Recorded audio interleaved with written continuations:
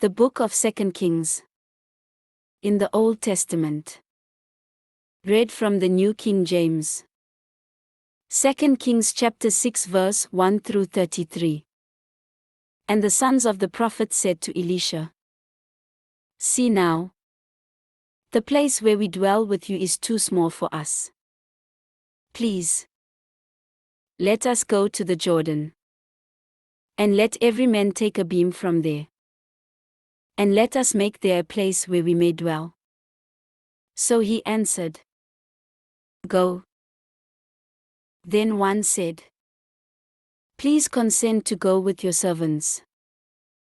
And he answered, "I will go." So he went with them. And when they came to the Jordan, they cut down trees. But as one was cutting down a tree, the iron axe head fell into the water.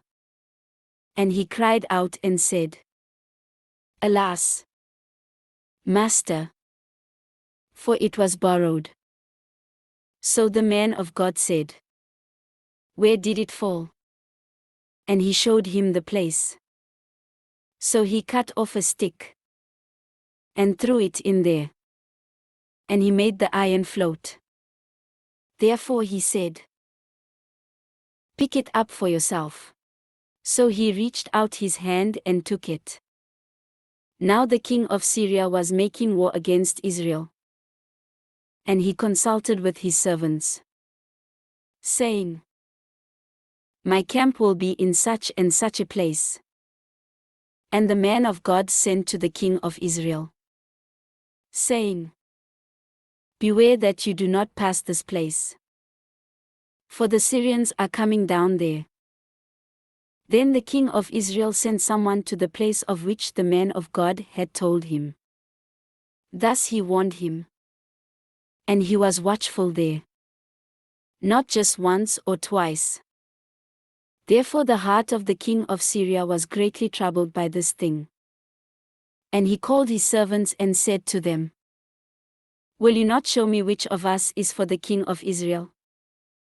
And one of his servants said, "None, my lord, O king, but Elisha, the prophet who is in Israel, tells the king of Israel the words that you speak in your bedroom."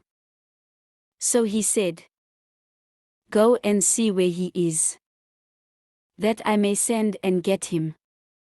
And it was told him, saying, "Surely he is in Dothan." Therefore he sent horses and chariots and a great army there. And they came by night and surrounded the city. And when the servant of the man of God arose early and went out, there was an army surrounding the city with horses and chariots. And his servant said to him, "Alas, my master, what shall we do?" So he answered, "Do not fear, for those who are with us are more than those who are with them." And Elisha prayed and said, "Lord, I pray, open his eyes that he may see." Then the Lord opened the eyes of the young man, and he saw. And behold, the mountain was full of horses and chariots of fire all around Elisha. So when the Syrians came down to him, Elisha prayed to the Lord and said, "Strike this people, I pray, with blindness." And he struck them with blindness according to the word of Elisha. Now Elisha said to them, "This is not the way, nor is this the city. Follow me, and I will bring you to the man whom you seek." But he led them to Samaria. So it was, when they had come to Samaria, that Elisha said, "Lord, open the eyes of these men, that they may see." And the Lord opened their eyes, and they saw. And there they were, inside Samaria.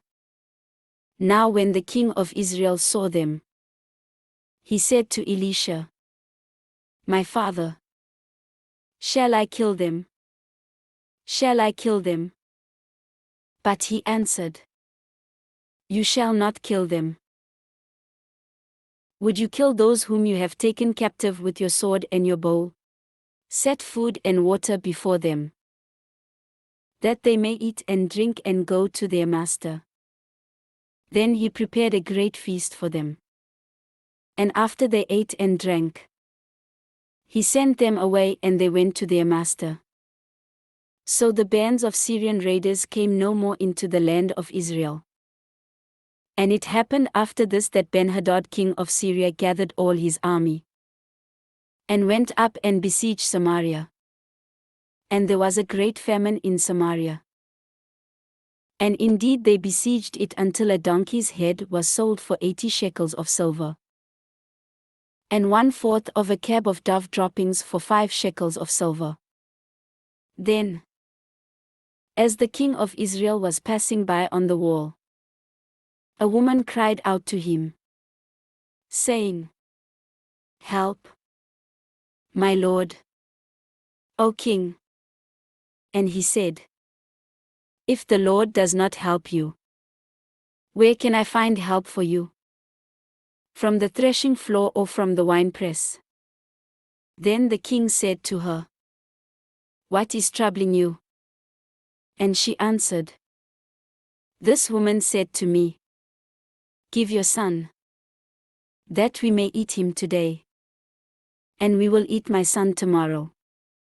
So we boiled my son, and ate him. And I said to her on the next day, 'Give your son, that we may eat him.' But she has hidden her son."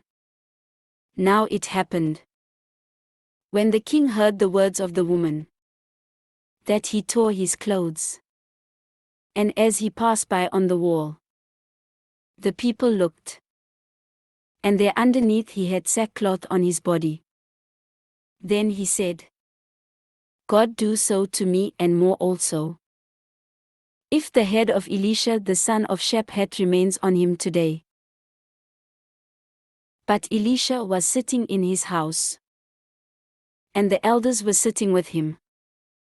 And the king sent a man ahead of him. But before the messenger came to him, he said to the elders, "Do you see how this son of a murderer has sent someone to take away my head?